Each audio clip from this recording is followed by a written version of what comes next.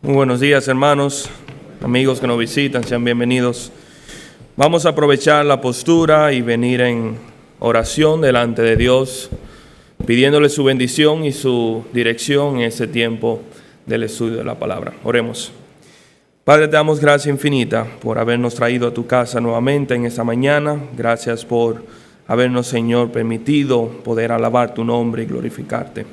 Gracias, Señor, por el tiempo que tú nos permites también tener para estudiar tu palabra, la cual es santa, Señor, la cual es perfecta, la cual, Señor, tiene la capacidad no solamente de salvarnos, sino también de santificarnos y presentarnos delante de ti, aprobados, Señor. Permítenos, Señor, en esta mañana poder ser instruido por ella. Que tu Santo Espíritu, Señor, pueda dirigirnos en esta mañana, iniciando por mi persona, pero también que los corazones de mis hermanos, Señor, puedan ser movidos hacia ti y que tú nos enseñes algo nuevo sobre ti, que tú nos desafíes, Padre, que tú nos alientes, que tú nos confrontes. Gracias te damos, Señor, por tu palabra y por este tiempo y por tu iglesia, en el nombre de Jesús. Amén. Pueden sentarse. Quisiera pedirle de inmediato si me pueden acompañar a Mateo capítulo 5, versículo 17. Si alguien necesita alguna Biblia, puede levantar la mano, que uno de los hermanos con mucho gusto le hará llegar una copia de las Escrituras para que puedan seguir el texto de esta mañana. Mateo capítulo 5, vamos a leer a partir del versículo 17 hasta el versículo 20. No penséis que he venido para abrogar la ley o los profetas. No he venido para abrogar, sino para cumplir. Porque de cierto os digo que hasta que pasen el cielo y la tierra, ni una jota ni una tilde pasará de la ley, hasta que todo se haya cumplido. De manera que cualquiera que quebrante uno de estos mandamientos muy pequeños, y así enseña a los hombres, muy pequeño será llamado en el reino de los cielos. Mas cualquiera que los haga y los enseñe, éste será llamado grande en el reino de los cielos. Porque os digo que si vuestra justicia no fuere mayor que la de los escribas y fariseos, no entraréis en el reino de los cielos. Que Dios bendiga su santa palabra. Creo que en algún momento de nuestra vida todos nos ha tocado jugar este juego que se llama Limbo. Este juego donde se coloca una barra y el desafío de este juego consiste en tratar de pasar debajo de esta barra lo más cerca del suelo posible sin tocar la vara. Y es un juego muy común que se ha hecho en muchas ocasiones y todos nosotros conocemos. Pero existe un juego que más que un juego es una disciplina, es un deporte, el cual es lo contrario, que se denomina el salto de altura. Muchos de ustedes recordarán porque siempre es muy visto, especialmente en las Olimpiadas y en las competencias de atletismo. Y este juego consiste en un corredor con una vara tratando de correr hacia una barra horizontal, y tratando de superar la altura por la cual está marcada. En este deporte, en esta disciplina, cada persona tiene tres intentos para lograr superar la altura establecida, y si lo hace, pues entonces toma la barra y la sube un poco más hasta saber hasta qué punto puede llegar. ¿Y por qué utilizo esta ilustración de este deporte? Porque nuestro Señor Jesucristo, en este texto que acabamos de leer, y específicamente en el versículo 20, que es el versículo que nos vamos a enfocar en esta mañana, Él está levantando la barra. Nuestro Señor Jesucristo aquí está marcando el estándar, marcando el límite, marcando, por así decirlo, la barra la cual todo ser humano debe perseguir y debe tratar de superar si desea entrar en el reino de los cielos. Nosotros hemos estado estudiando esos versículos que comprenden el versículo 17 al 20 y hemos titulado esta serie o esta miniserie lo que es el carácter de Dios en su ley. Y hemos visto a través de varias exposiciones cómo el carácter de nuestro Señor Jesucristo, y más importante, cómo el carácter de Dios es reflejado en la ley. Ustedes recordarán que en esta sección del Sermón del Monte, debido a las enseñanzas que Jesús había dado en los versículos anteriores, debido a que sus enseñanzas eran reformadoras y contrastaban el sistema religioso que estaba en lugar, que era el sistema religioso de los fariseos, muchas de las personas y su audiencia en general pudiera preguntarse, ¿qué entonces tiene este hombre? ¿Cuál es su relación con respecto a la ley mosaica? Su audiencia se preguntaría, ¿cuál es la posición de Jesucristo con relación a la ley? ¿Acaso ha venido a exaltar o a destruir todo lo que nosotros conocemos y hacemos con respecto a la ley y los profetas? ¿Ha venido este hombre a abrogar, a anular nuestra fe, nuestra religión, nuestra ley? Y la respuesta de Jesús es muy enfática en el versículo 17, cuando Él dice, no penséis que he venido a, como dice aquí, a abrogar la ley. No penséis que mi cometido, que mi misión aquí en la tierra ha sido anular la ley que ha sido dada por el mismo Padre. Todo lo contrario, cumplirla. Y en los versículos que siguen, Jesús nos enseña cuál es el correcto sentido, cuál es la correcta aplicación de la ley. Los fariseos y el sistema religioso de aquel entonces habían manipulado y en cierta forma habían fallado en entender cuál era el propósito y cuál era la función específica que cumplía la ley de Dios en la nación de Israel, pero también en la vida de cada persona. Y lo que Jesús hace en los versículos siguientes, los cuales ya hemos estudiado, es volver a enseñar y dar el uso correcto de la ley. Habíamos visto que en el versículo 17 Jesús resalta lo que es la autoridad de la ley. El propósito de la venida de Jesús no fue anularla, sino cumplirla por el simple hecho de que la ley, como fue dada por Dios Padre y como procede de Dios, es perfecta y tiene autoridad. Y no debe ser eliminada y no debe ser en cierta forma desacreditada. Todo lo contrario, vemos que en la vida y en el ministerio de nuestro Señor Jesucristo, todo lo hizo conforme a lo que Dios había mandado y establecido en su ley. Pero vemos también en el versículo 18 que también nos enseña acerca de la vigencia de la ley. El hecho de que la ley de Dios es eterna e inmutable en todo tiempo y en todo lugar y en toda su totalidad. Y que esa autoridad de la cual exalta en el versículo 17, traspasa los tiempos, incluso a nuestra propia época, y se va a cumplir. Como dice en ese mismo versículo, que ni una jota ni una tilde pasará hasta que toda la palabra de Dios, hasta que toda la ley sea cumplida. Después nos enseña en el versículo 19, y vimos en la última exposición de Mateo, que el Señor resalta lo que es la envergadura de la ley. ¿Cuál es la relevancia de la ley hoy en día? Pero más específico, ¿cuál es la relevancia que tiene la iglesia de Jesucristo con la ley mosaica? Con el Antiguo Testamento, ¿cuál es el compromiso que nosotros tenemos con el carácter de Dios reflejado en su ley? Ciertamente la ley es buena y es útil y es necesaria para la iglesia de Cristo cuando se usa debidamente y cuando se aplica correctamente. Pablo resalta esto en 1 Timoteo 1:8 cuando dice, pero sabemos que la ley es buena si uno la usa legítimamente. Es buena, claro, bajo la primicia y condición de que nosotros la utilicemos debidamente con la intención por la cual el Señor la dio a su pueblo. Algo que los fariseos y algo que los líderes religiosos de Israel habían fallado hasta ese momento. Y ya llegamos entonces al versículo 20, a la conclusión de estos 4 pasajes, de esos 4 versículos que resaltan y hablan acerca del carácter de Dios en su ley.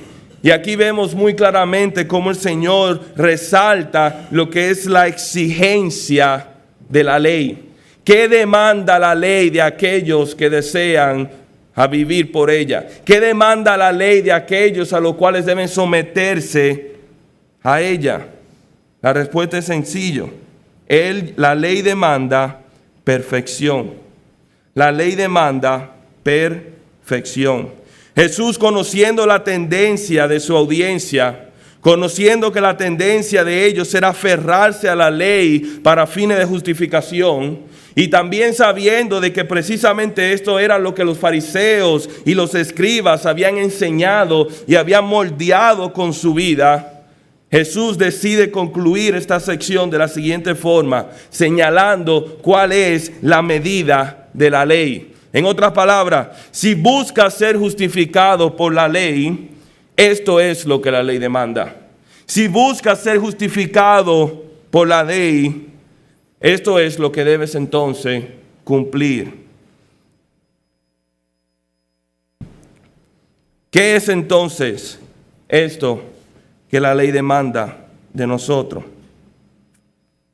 Primero tenemos que entender estas palabras como las fueron entendidas por la audiencia de nuestro Señor Jesucristo en el momento que fueron pronunciadas.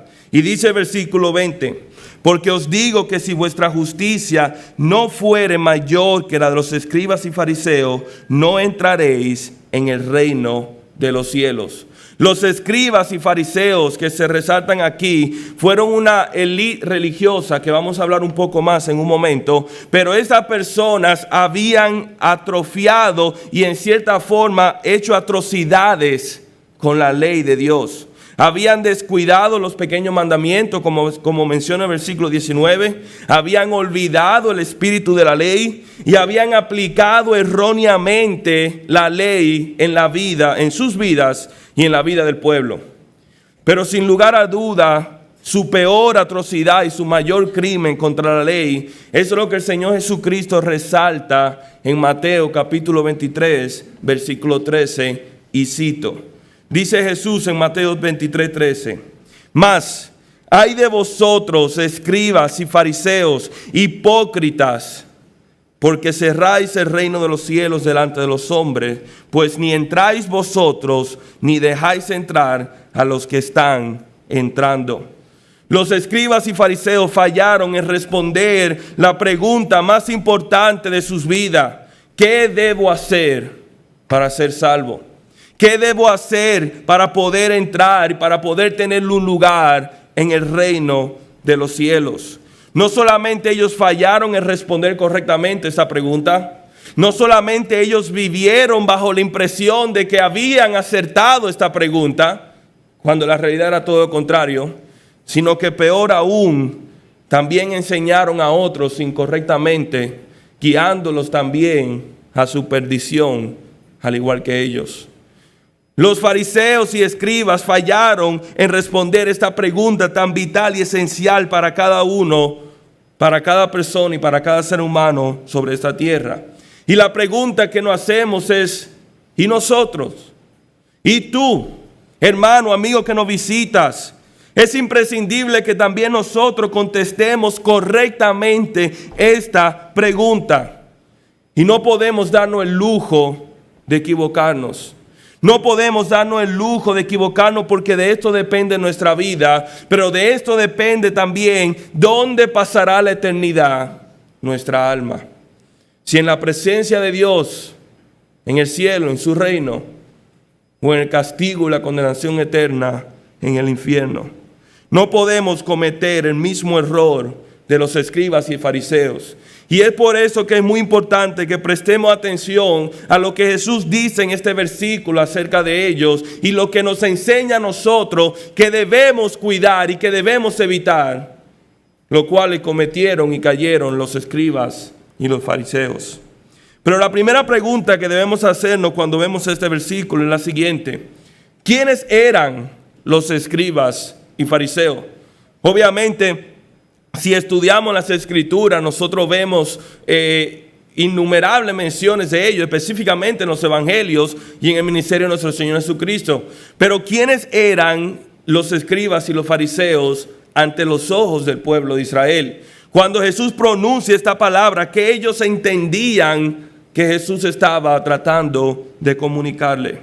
Y vamos a tratar de explicar un poco de qué era cada uno de estos grupos y oficios que describe aquí. Primero vemos los escribas que se mencionan aquí. Los escribas eran una ocupación, era un trabajo, era una profesión, por así decirlo, y remota incluso al Antiguo Testamento. Eran personas capacitadas, entrenadas para lo que era la lectura y la escritura, y cuyas tareas consistían en registrar eventos, decisiones. También consistían en copiar y preservar los manuscritos bíblicos. Y por consecuencia, debido a que ellos dedicaban tanto tiempo a lo que era el estudio de las escrituras, el estudio de la ley de Dios, también se volvieron en maestros de la palabra de Dios, en enseñar la palabra de Dios. Los escribas eran celosos de la ley. Eran celosos cuando ellos copiaban y tomaban muy en serio su trabajo de preservar y de interpretar y de cuidar las escrituras que ellos poseían. Era tal su cuidado y era tal su celo que incluso cuando ellos copiaban un manuscrito, cuando ellos copiaban un texto, se aseguraban de que el texto que copiaran sea exacto al original. La misma cantidad de palabras por líneas, el mismo espacio entre palabras, la misma cantidad de oraciones y párrafos en los pergaminos.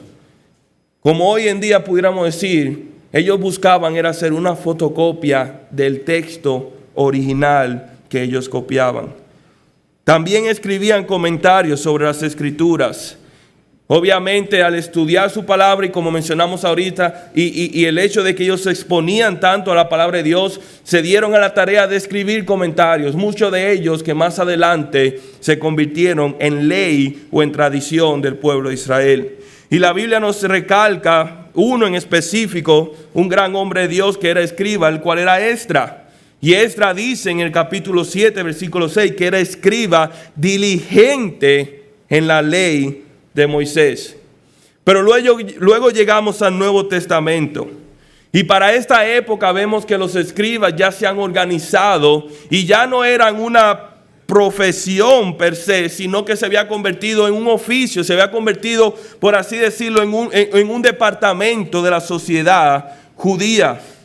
Para esta época, el grupo se había constituido, o los escribas se habían constituido en un grupo profesional. La mayoría de ellos formaban parte de la secta de los fariseos, que vamos a hablar un poco adelante.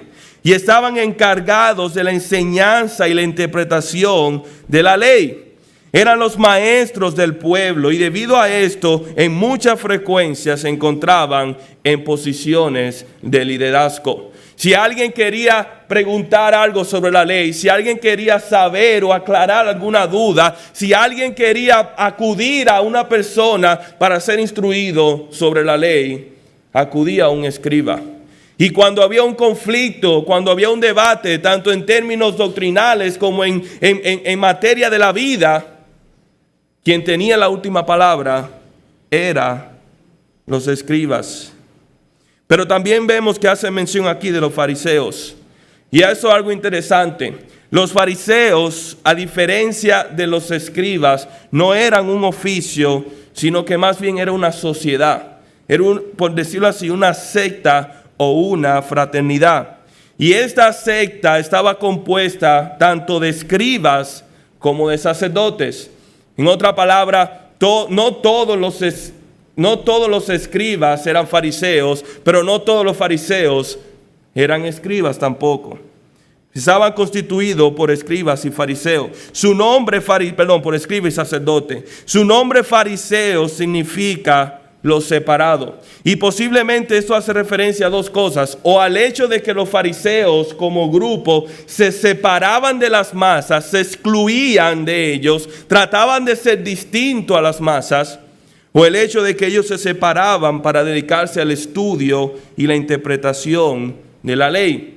Pero del grupo de los fariseos resaltan varias cosas que es importante que entendamos para poder saber lo que Jesús está diciendo en este versículo. Número 1, vale la pena recalcar su poder. Estos fariseos controlaban la sinagoga, ejercían un estricto control sobre el pueblo. Y en la historia, o mejor dicho, el historiador Josefo mencionaba que su número ascendía hasta 6,000 personas en un dado momento. Y esto es algo interesante por lo siguiente.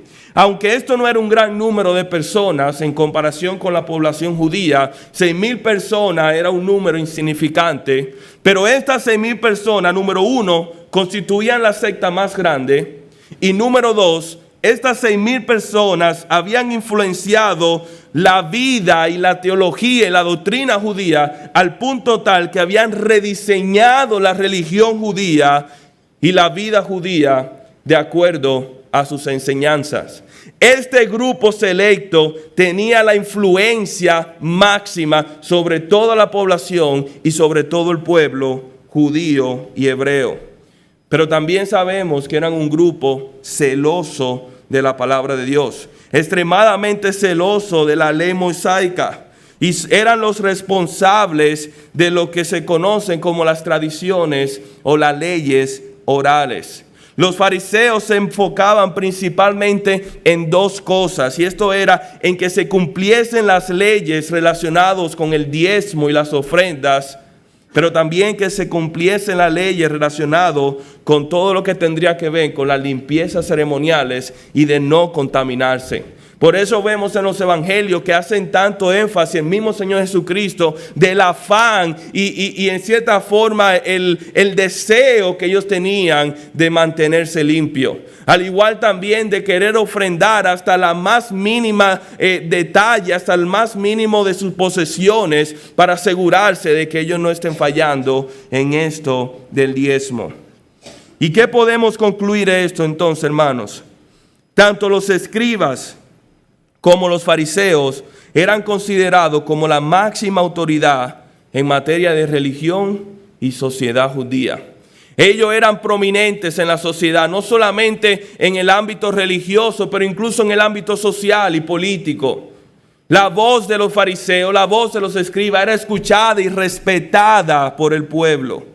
El pueblo veía a los fariseos incluso por encima de los saduceos, que no vamos a entrar en detalle para describirles, pero eran la secta que controlaban el templo. Era la secta a la cual pertenecía el sacerdocio en ese momento, o el sumo sacerdocio.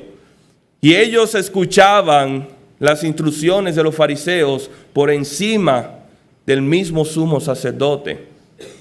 Los escribas y fariseos, a pesar de que eran personas extremadamente entregadas al estudio de la palabra, extremadamente celosos de la palabra y que dedicaban su vida a vivir de la forma más piadosa posible, no eran tampoco sin tacha. No eran un grupo sin tacha. Y el Señor Jesucristo, aquí en el versículo 20, hace referencia a algo en específico cuando dice, porque os digo que si vuestra justicia no fuere mayor que la de los escribas y fariseos. En otras palabras, el Señor Jesucristo no solamente hace énfasis en el grupo de los fariseos y judíos, pero hace énfasis en la justicia de ellos. ¿Y qué es la justicia? ¿Cuál es esta justicia de ellos?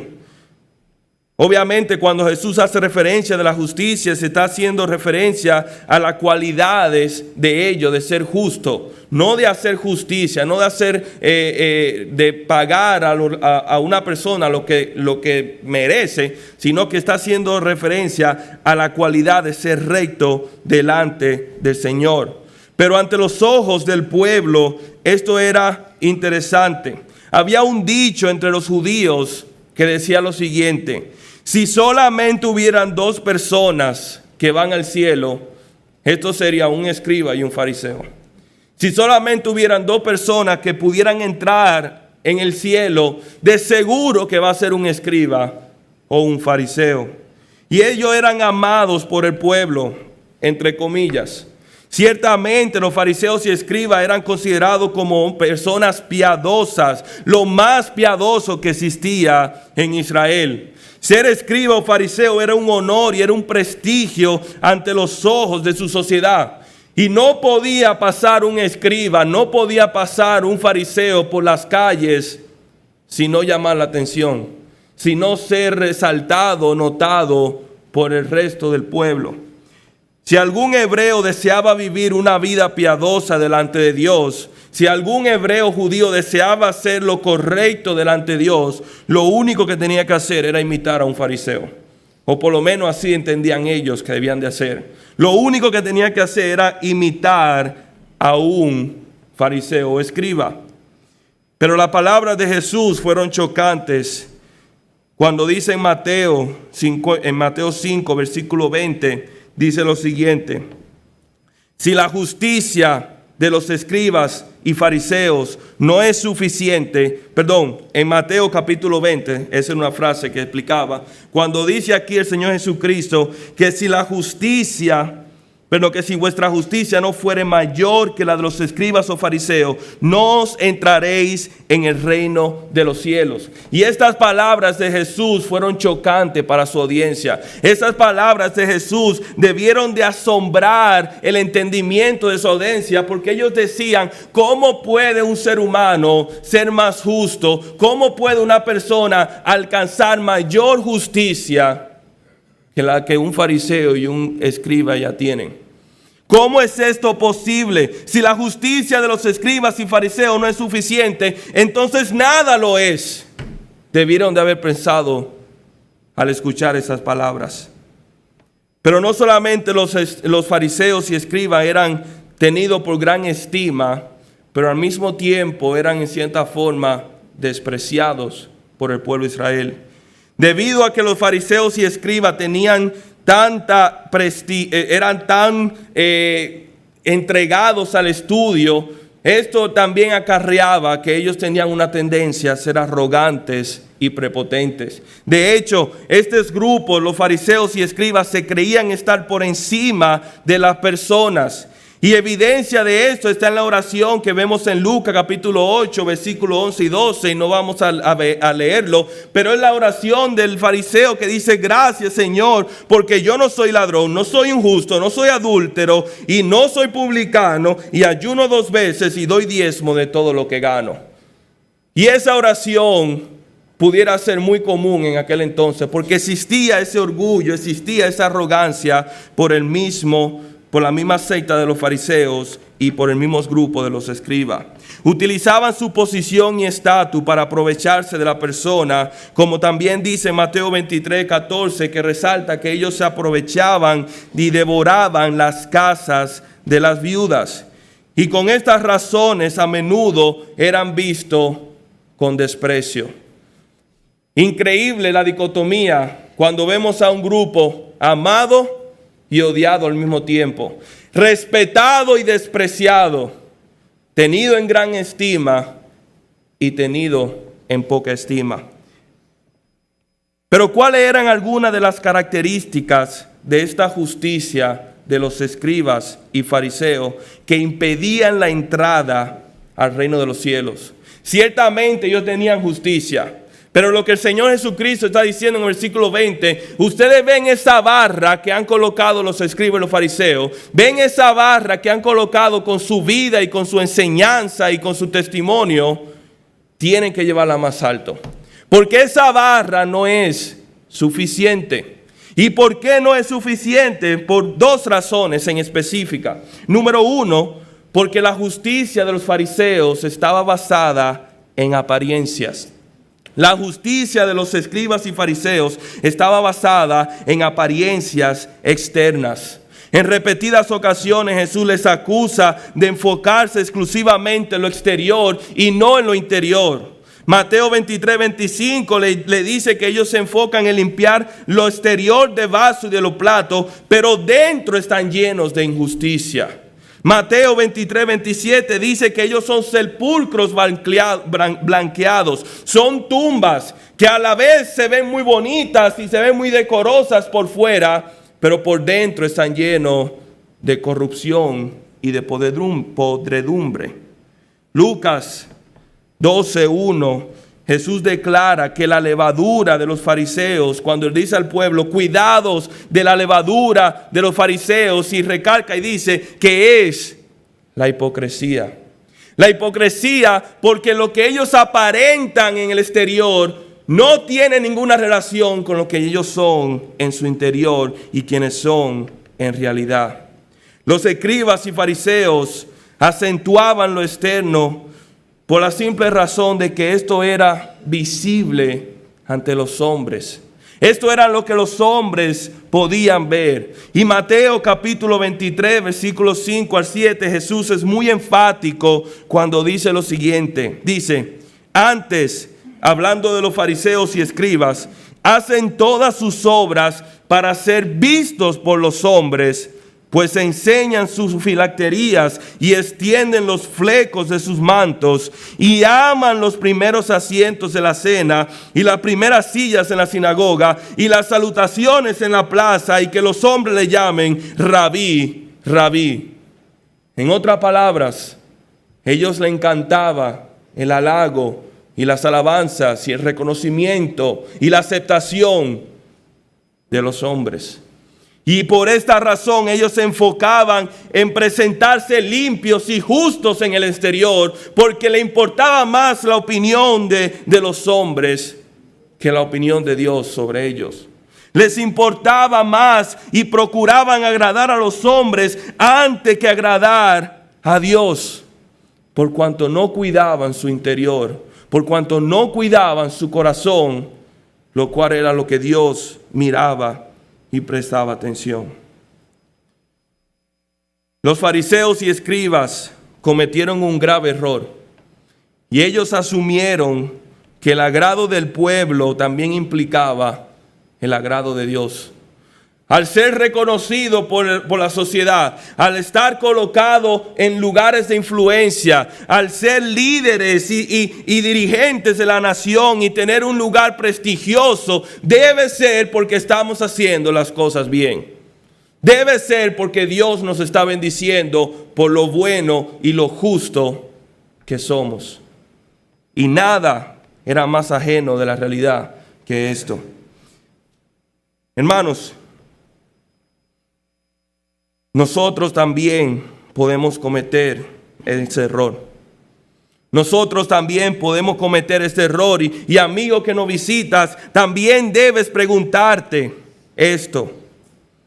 Si estás asumiendo que simple y llanamente porque vives una vida religiosa, simple y llanamente porque en tu vida existe una fiel devoción a Dios, simple y llanamente porque cumples con una serie de reglas y ordenanzas, pero en tu corazón no hay un arrepentimiento, en tu corazón no ha resplandecido la luz del Evangelio. Si crees que por esto tienes, como dice aquí, garantizada la entrada del reino de los cielos, estás equivocado. Si piensas que porque visitas a la iglesia con regularidad, o porque te comportas como un cristiano, o porque socializas en círculos religiosos, o porque vienes con disposición y agrado de escuchar el sermón de los domingos, si piensas que por esto ya tienes el reino de Dios asegurado, lamento decirte que tu justicia no supera la de los escribas y fariseos. Lamento decirte que tu justicia no ha alcanzado el estándar, la barra que Dios ha puesto sobre tu corazón. Si en tu corazón no ha habido un arrepentimiento de tus pecados, si tus pecados no han sido lavados por la sangre de Cristo, si has clamado a Cristo, si no has clamado a Cristo para que se convierta en tu Señor y Salvador, pues entonces no has superado la justicia de los escribas y fariseos en lo absoluto. Y si no has depositado tu fe en Cristo Jesús y no has nacido de nuevo, no somos diferentes a los escribas y fariseos. La religión, la justicia de los escribas y fariseos era una justicia basada en apariencia. Pero existe otra característica también, y es el hecho de que la justicia de los escribas y fariseos era una justicia insuficiente. Y permítame explicarle por qué. La ley de Dios demanda una cosa, como habíamos dicho, y eso es perfección. El estándar que Dios ha establecido, la barra que Dios ha puesto para que el hombre pueda estar en su presencia y entrar en su reino, es una barra tan alta que es necesario mirar a Dios a los ojos. Es una barra tan elevada que ningún hombre por su propia cuenta puede alcanzar, porque esto implicaría que ese hombre también fuera Dios. La ley era el estándar que Dios había establecido para todo aquel que deseaba entrar al reino de los cielos. Pero si alguna persona quería irse por ese camino, si alguna persona quería ser justificada y quería entrar al reino de los cielos por cumplir la ley, pues bienvenido. Les voy a presentar el evangelio según la ley de Moisés. ¿Cuál es ese evangelio según la ley de Moisés? Y voy a utilizar una ilustración que conocemos todos, que es el béisbol. En ocasiones habíamos dicho que se aparecen registradas 613 mandamientos en el Antiguo Testamento. 613 ordenanzas que el pueblo de Israel debía cumplir para agradar a Dios y ser santo delante de Dios. Imaginen que cada uno de esos mandamientos representa un lanzamiento, un picheo, como decimos nosotros, un lanzamiento de una pelota. Para nosotros poder ser justificados por la ley, para nosotros poder alcanzar el reino de los cielos por medio de la ley, lo único que debemos hacer es golpearle a esos 613 mandamientos sin fallar uno todos los días por el resto de nuestra vida. Simple y llanamente. Y si tan solo fallásemos en una ocasión, y si tan solo nosotros abanicásemos y fallásemos en una solo de esos mandamientos, en uno solo de esos lanzamientos, simple y llanamente tu alma se quemaría en el infierno por toda la eternidad. Ese es el evangelio según la ley, que demandaba perfecta devoción y perfecta justicia. Suena ridículo, obviamente, pero ese era el juego que jugaban los fariseos y escribas. Suena ridículo ponerlo en esa perspectiva, pero muy a menudo nosotros nos encontramos jugando este preciso juego, tratando de abanicar y tratando de golpear cada una de las leyes, pensando que así vamos a encontrar la justicia y la salvación que Dios ofrece. Hermanos, es importante que recalquemos y mencionemos la palabra del apóstol Pablo en Romanos capítulo 10, versículo 3 al 4. Pablo dice lo siguiente con respecto al pueblo de Israel, que es sumamente importante y nos ayuda a entender cuál fue el error fundamental de los fariseos y escribas que nosotros hoy en día no podemos darnos el lujo de cometer.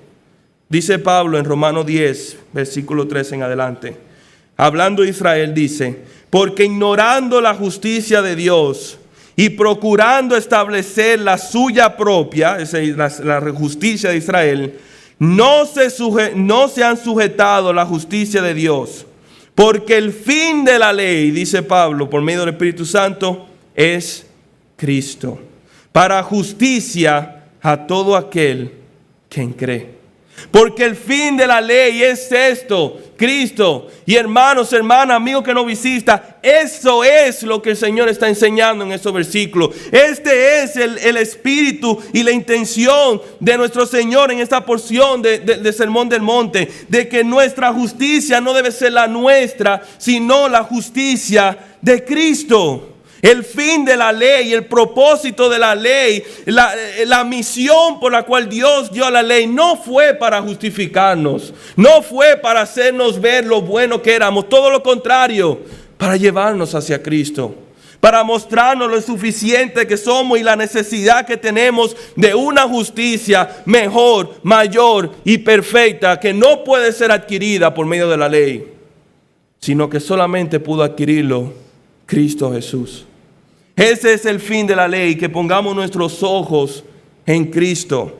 Y esto es lo que conforma el reino de Dios. El reino de Dios se trata de, no se trata de nuestra justicia, no se trata de nosotros tratar de llegar por nuestro propio mérito, sino que se trata de que llegamos gracias a los méritos de Cristo en la cruz. Gracias a la justicia de Cristo, que fue demostrada en la cruz. Esto es cierto, hermanos, no solamente para nuestra salvación, sino también para nuestra santificación. Y me encantan las palabras que dice el apóstol Pablo en Filipenses capítulo 3. Les voy a leer, si quieren me pueden acompañar, si no pueden escuchar. En Filipenses capítulo 3, Pablo se encuentra en la necesidad de tener que defender, o mejor dicho, jugar el juego sucio de muchos judaizantes que se habían infiltrado en la iglesia de Filipenses, tratando precisamente de hacer lo opuesto a lo que Jesús está diciendo, de tratar de que ellos vivan la vida en Cristo por medio de su propia justicia, por medio de la justicia de los hombres. Y Pablo está diciendo, si eso es lo que ustedes creen, pues yo tengo razones para glorificarme de mis logros y méritos. Y Pablo comienza diciendo en el versículo 4, cuando dice, aunque yo tengo también de qué confiar en la carne. Si alguno piensa que tiene de qué confiar en la carne, yo más. Circuncidado al 8º día, del linaje de Israel, de la tribu de Benjamín, hebreos de hebreos, en cuanto a la ley fariseo, y en cuanto a celo perseguidor de la iglesia, en cuanto a la justicia que es en la ley, irreprensible. Y sigue diciendo Pablo, pero cuantas cosas eran para mí ganancia, las he estimado como pérdida por el amor de Cristo. Pablo está diciendo, estos son mis galardones, estos son mis méritos, este es mi currículo. Y cuando un judío y un hebreo pensaba en la justicia de un fariseo, pensaba precisamente en lo que acabamos de ver en Pablo. Hebreo de hebreo, fariseo, celoso de la ley, un hombre que tiene, como decimos en buen dominicano, a Dios agarrado por la barba. Sin embargo, Pablo dice, todo esto lo he contado por basura con tal de ganar a Cristo. Y fíjense que dice más adelante, versículo 8, y ciertamente aún estimo todas las cosas como pérdidas. Y esta palabra aún estimo, es el verbo, nos da a entender de que es una decisión continua del apóstol Pablo. No fue solamente en el camino a Damasco que él tomó la decisión de seguir a Cristo, sino que constantemente él tomaba la decisión de no aferrarse a su justicia, de no aferrarse a sus méritos y aferrarse a la justicia de Cristo. Y sigue diciendo, y ciertamente aún estimo todas las cosas como pérdida por la excelencia del conocimiento de Cristo Jesús, mi Señor, por el cual lo he perdido todo y lo tengo por basura para ganar a Cristo. Y es aquí donde quiero resaltar en el versículo 9, y ser hallado en Él, no teniendo mi propia justicia, que es por la ley, sino la que es por la fe de Cristo, la justicia que es de Dios por la fe. Pablo decía, yo no quiero ser encontrado justo en mis propios méritos. Y yo no quiero dedicar mi vida, aquella vida que ahora tengo en Cristo, a perseguir mi propia justicia como lo hacía en otra vida. Sino que el día que el Señor me llame, yo quiero ser encontrado en su justicia, e invirtiendo mi vida en su justicia. Ciertamente la ley era una ley exigente, y la barra que Dios había establecido era una barra alta que ningún ser humano podía alcanzar. Y cuando el Señor Jesucristo dice que si alguno quiere entrar en el reino de los cielos, tiene que tener una justicia aún mayor que los escribas y fariseos, no estaba haciendo la tarea más fácil, todo lo contrario, la estaba haciendo imposible. Pero hubo un hombre que sí superó la medida. Pero hubo un hombre que sí superó la barra. Pero hubo un hombre que verdaderamente su justicia fue mayor, por mucho, que la de los escribas y los fariseos. Y ese fue Cristo Jesús. Segunda de Corintios, capítulo 5, versículo 21 dice, hablando de Jesucristo, el apóstol Pablo dice, al que no conoció pecado, por nosotros lo hizo pecado, para que nosotros fuésemos hechos justicia de Dios en él. Y esto es un versículo sumamente importante y sumamente profundo, el cual toda persona que desee entrar en el reino de los cielos debe entender las implicaciones y la verdad de este versículo. ¿Qué está diciendo Pablo? Por un lado tenemos a un hombre. Este hombre que no es como cualquier otro, Cristo, el Mesías, aquel que cumplió la ley de Dios a toda cabalidad, aquel que durante toda su vida nunca falló un solo lanzamiento de la ley, sino que en todos conectó aquel hombre que fue sin culpa y sin mancha, no solamente en sus acciones, sino en su pensamiento, y que agradó a Dios porque alcanzó la medida y el estándar que Dios había establecido. Y por otro lado tenemos el resto de la raza humana que nos incluye a nosotros, a ti y a mí. Hombres pecadores, transgresores de la ley, merecedores de la condenación del infierno, muertos espirituales, esclavos del pecado y enemigos de Dios, que arrastramos con nuestro pecado el nombre de Dios, profanamos su santo nombre y que nos hacemos merecedores de más y más condenación mientras más y más tiempo duremos aquí en esta vida. Y tenemos a estos dos personas, Cristo y el hombre. ¿Y qué dice aquí que hizo Dios? Un intercambio. Un intercambio en el cual Cristo cambió lugares con nosotros. Y esa justicia que Él había demostrado, y esa justicia que Él había ganado, y esa justicia que lo había hecho perfecto, se despojó de ella y nos vistió con ella. Pero ese pecado que nos manchaba y ese pecado que nos hacía y que nos hacía incapaces de estar en la presencia de Dios y que acarreaba condenación y culpa y condenación sobre nosotros, Cristo lo tomó y cargó con Él. Y ciertamente, si ponemos nuestra fe y confianza en Cristo Jesús y somos revestidos con su justicia, en el momento que Dios mira nuestra vida, no ve nuestra propia justicia, no ve nuestro pecado, no ve nuestras faltas, sino que mira aquella justicia de Cristo, la cual ha superado la de los escribas y los fariseos, la cual ha complacido el estándar que Dios había establecido. Pero nuestro pecado no fue impune. Porque como Cristo fue revestido con nuestro pecado, como nosotros experimentamos la bendición de estar en la presencia de Dios, Él experimentó la maldición de la cruz y del pecado, siendo condenado, crucificado y sacrificado en nuestro lugar. Ciertamente, hermanos y amigos que nos visitan, esto es el corazón del Evangelio, de que nosotros, la justicia que hemos recibido por medio de la fe en Cristo Jesús no es nuestra, sino que es de Cristo.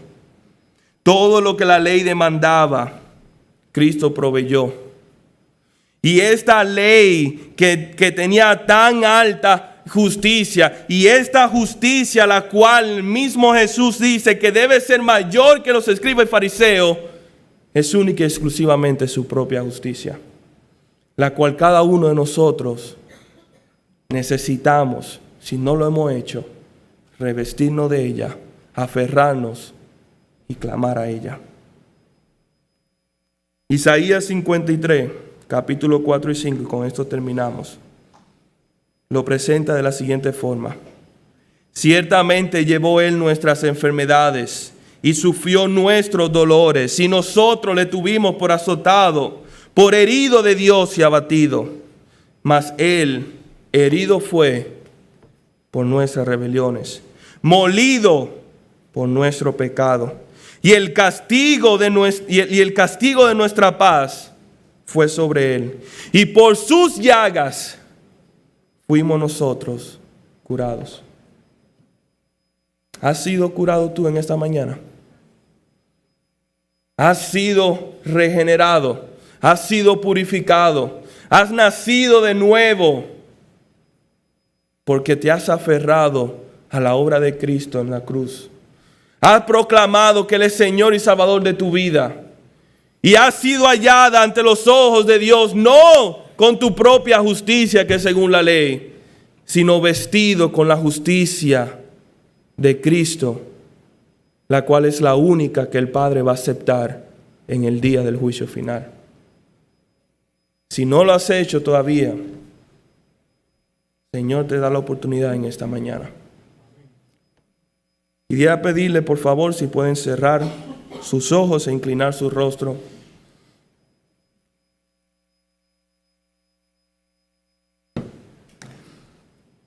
Y si hay alguien en sus asientos en esa mañana al cual el Espíritu Santo le ha confrontado, le ha hecho ver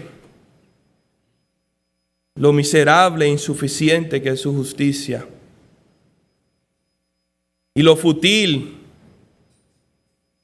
que es pensar que puede agradar y complacer a Dios. Si hay alguno aquí cuyo Espíritu Santo ha traído convicción de pecado, pero al mismo tiempo ha creado ese fuego, ese ardor en nuestro corazón de apelar a Cristo, de proclamar su nombre, de venir arrepentidos y humillados delante de Él, suplicando no solo por su perdón, sino también por su redención y por la salvación que Él ofrece. Si hoy aquí en esta mañana alguien quiere entregarle su vida a Cristo Jesús y por ende ser revestido con la justicia de Cristo, solamente tiene que decirle: Padre, yo reconozco mis pecados, yo reconozco que te he fallado y yo reconozco que por mis propios méritos y por mi propio esfuerzo nunca podré alcanzar la medida que tú has establecido. Sin embargo, apelo al sacrificio de Cristo en la cruz. Creo que Cristo murió por mi pecado y creo que Él tiene el poder y la potestad para limpiar mis pecados y para vestirme de su justicia. Padre, perdóname, sálvame y conviérteme en un hijo o una hija tuya.